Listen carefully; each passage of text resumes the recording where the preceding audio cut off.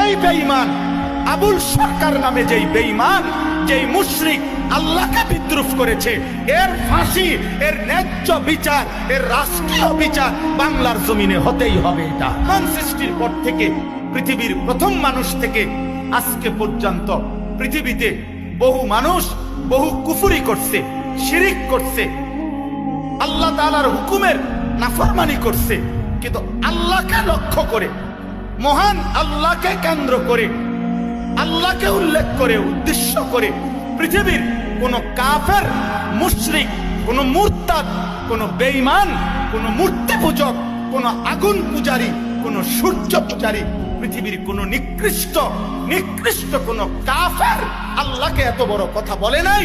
এই মানিকগঞ্জের আবুল সরকার নামে ওই বাউল বেঈমান আল্লাহকে যে পরিমাণ কথা বলেছে,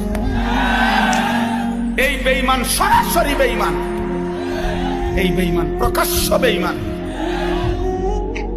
মহান আল্লাহকে লক্ষ্য করে কোন মূর্তি পূজক এত বড় কথা বলে, কোন মুশরিক এত বড় কথা বলে নাই, কোন বেঈমান এত বড় কথা বলে নাই। আপনাদের আমার বলার মতো ক্ষমতা নাই। ওই বেঈমান এটা কি বলছে মুখ দিয়া, এটা আমার মতো বলার মতো জবান নেই।